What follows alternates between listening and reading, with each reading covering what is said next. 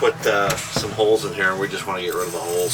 So we're just going to cover these. These things are big science projects, and they take several patterns before they finally make the right rendition. That's just the way they are.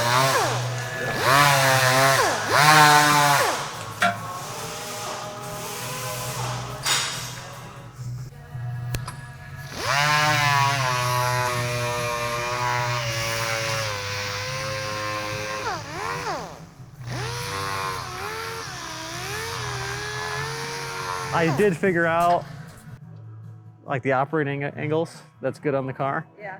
I am still working on the contactor box mount, and I actually had Revolt Systems bring me all the fittings and connectors to make sure they can be plugged in once I mount it. Okay. So we're getting close. And then, you know, I obviously had to grind the frame to bare metal to be able to weld, but I still have a light padding on the jack stand to make sure I don't add any damage to the frame. Just because obviously we're doing this a little backwards because it's already powder coated, but sometimes that's the way these projects go, is customers change their mind or our project just changes directions, you know. And I'm gonna have to move the chassis VIN number because right where they had it is right where I needed to put that. So I was just gonna clean this and then put it right here. Okay. So I wrote it down just so I know, so I don't have to try to look and see what it is. And I'll put it back, yeah. It was like perfect, I'm like, that's exactly where that needs to go. So it's just the way it goes sometimes.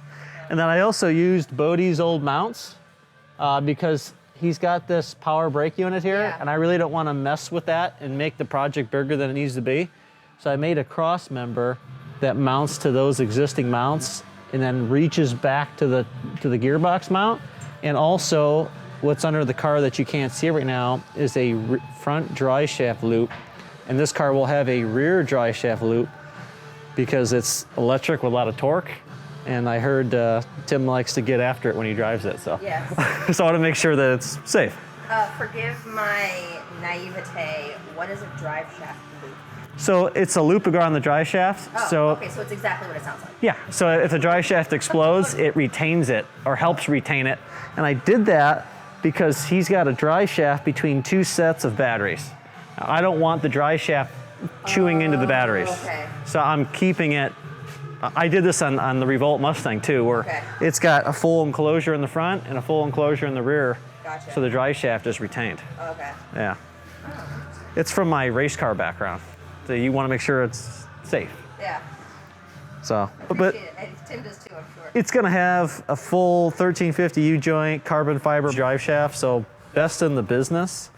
But that doesn't mean that you can't have a failure. Yeah, so I followed, you know, Bodie's got this style, the way where he's got the plate sunken in a little bit with some weld here. So I did my mounts the same, so it looks the same. Oh. So the flavors are the same. Every fabricator has their own signature. My signature is my plates usually go on the top, on the peak. I usually put a weld on the corner and then roll the edge. That's my style. This is Bodie's style, but you know, I don't want it to look like two different people worked on it. And just the way this project worked out, the motor is pretty far forward because there are two big, large battery boxes back there. Normally, I would like this motor to be back maybe 8 inches or 6 inches. But since most of the weight is in the actual motor itself and the gearbox, the inverter doesn't weigh that much, it just looks a little more aesthetically pleasing. But now that it's in place, I think it almost looks like an old engine where it's placed. And the motor mount, I keep saying motor because the motor mounts are pretty much where a V8 would be. I just had to do a little notch for the steering shaft, but I'd rather do that than add a joint in there and add complications to that. Yeah. So I think it's turning out nice. The contactor box that they have, I'm going to utilize. There's an existing mount there. I'm just going to make an adapter plate that bolts to that mount and moves the box where I need it to be. And Maddie over at Revolt brought me some different fittings and different drawings. We're going to use 90s instead of straights, because if we put straights on this connector here, it goes into this front battery box. So if we do the 90s, it'll have enough clearance and still have enough room for the main power feeds to go into the back of the motor. So, should work out good. and then you can look inside. It's a nice clean bracket, and it puts that pedal on at a little bit of an angle because this battery box is in kind of intrusive in the firewall, which is just the nature of the beast. You know, but it works good. It gets full throttle and it's strong, and it's 100% bolt-on, so it's serviceable. I want to finish this contactor box today and then do those little squares in the front of the battery box that he wanted. And then I'm thinking we can just spot the texture black in the front of the box, just do the front of the box. That way it looks natural, like no one touched it. That's basically all I have left, I think. It's just the radiators too.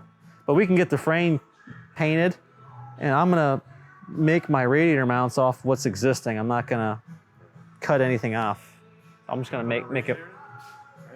Well, Matty, when he came over Friday, he was talking about having me do that radiator, and I told him I can do it. I just need to have a grill shell. That way I can make sure it all fits. Because right now I'm throwing a dart at the wall. I need to make sure it'll work.